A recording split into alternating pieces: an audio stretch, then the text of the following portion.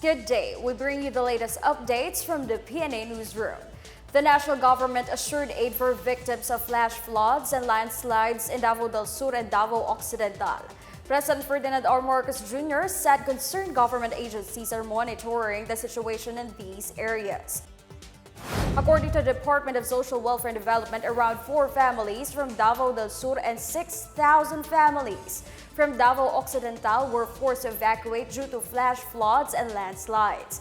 In Davao del Sur, heavy rains since Wednesday night caused the rivers in Kiblawan and Malalag towns to overflow. Classes are suspended due to the rising floods. The towns of Santa Maria, Malita, Don Marcelino, and Jose Abad Santos in Davao Occidental also experienced flooding yesterday morning. Portions of the Buhangin Malita and Santa Maria Malita highway are impassable due to landslides. President Ferdinand R. Marcos Jr. described his first meeting with Chinese President Xi Jinping as a pleasant exchange. The two leaders met in a bilateral meeting during the sidelines of the 29th Asia-Pacific Economic Cooperation Leaders Meeting in Bangkok, Thailand. Marcos said it is the first time he met the Chinese leader. Among the topics they discussed are the strengthening and expanding of the Philippines-China relationship, particularly in the areas of agriculture, energy, infrastructure, and people-to-people connections.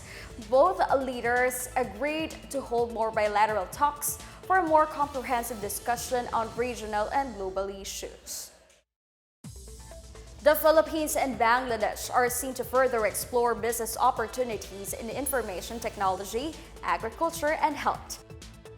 In a seminar to commemorate the 50th anniversary of Philippine-Bangladesh bilateral ties, Foreign Affairs Secretary Enrique Manalo said he hopes they realize the full potential of their economic partnership.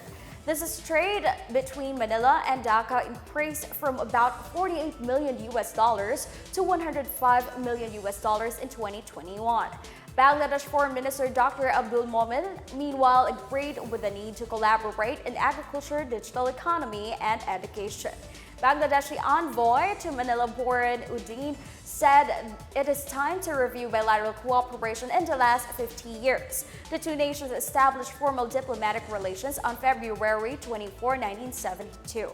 The Philippines was one of the first countries to recognize Bangladesh independence. The government is ready to provide help for workers who will be affected by the annual closed fishing season in the Zamboanga Peninsula.